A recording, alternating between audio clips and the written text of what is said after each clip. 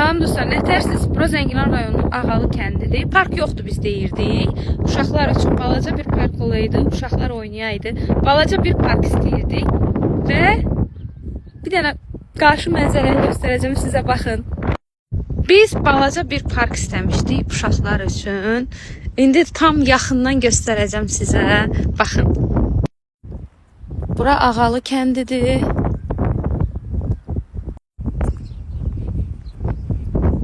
Baxın necə təmizdir. Amma burada kimsə bunu çıtlayıb atıb bura. Eləməyin də bunu. Bunu eləməyin. Nə olar ki, hər tərəfdə zibil qabları var. Xahiş eləyirəm, parkımızı təmiz saxlayaq, qəşəng saxlayaq. Bunu çıtladınız, yediniz. Burada qəşəng zibil qabları var.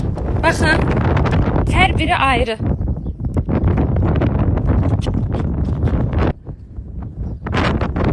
İndi sadəcə uşaqlar bağçadadır, məktəbdədir, ona görə uşaq yoxdur da. Normalda uşaqlar çox olur. Çox qəşəngdir. Korsan gəmisi. Yəni bir kənddə belə gözəl parkın olmağı həqiqətən çox gözəldir, çox sevindirici. Yayda təsəvvür edə bilmirəm də, uşaqlar burada dolu eləcək atraksiyonlar üçün. Burada da oturub uşaqlar qəşəng yemək üçün yerdir. Oturub bilərlər. Baxın, hələ bitdi mi? Bitmədi, hələ çox var. Göstərəcəm hər birini, baxın. Bak ben özüm göstereyim. Çok maraqlıdır. Və belə bir yer hazırlanıb. Böyüklər də düşüblər orada, böyüklər üçün qəşəng idman aletləri qoyulubdur. Belə istəyirəm. Məncə daha balacalar üçündür. Daha balaca uşaqlar üçündür. Gedək böyüklər üçün qoyulmuş idman aletlərinə baxaq. Arxasında sizə gördüyünüz böyük bina Ağalı oteldir. Bura isə böyük bir meydandır. Novruz bayramı olsun, yeni il olsun, burada yaşadıqlar qurulur, yol kanalı qurulur, müəyyən bir tədbirlər hazırlanır. Onun üçün də belə böyük bir meydan burada tikilibdir. Burada çox gözəl düşünülübdür. Gedirik böyüklər üçün olan idman yerinə. Burada qəşəng bir tablo gördüm. Oxuyaq öyrətmədi. Həmişə üzünüz gülsün.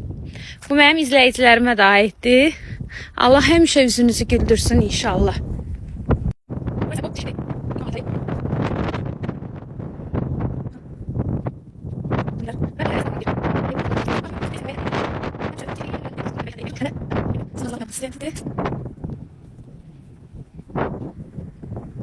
Videona baxın da, like etməyi unutmayaq ki, digər insanların da qarşısına çıxsınlar.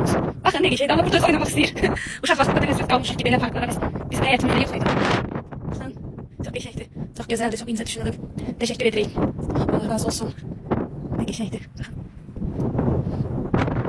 Onunla iki kəndin uşaqları da burada oynaya bilərlər. Yetəri qədər var bu ünvana. Bu isə qarşıda gördüyünüz Ağalı oteldir. Burada olan məclisi göstərmiş.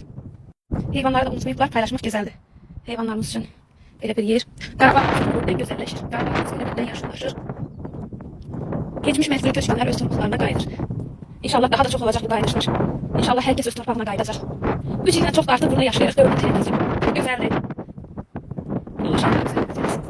Allah qəzələrimizdən razı olsun. Allah bütün veteranlardan, hərbçilərdən, əməyi əziyyəti keçən hər bir kəsdən Allah razı olsun. Dövlətimizdən razı olsun ki, bizim üçün belə gözəl şərait yaradıblar.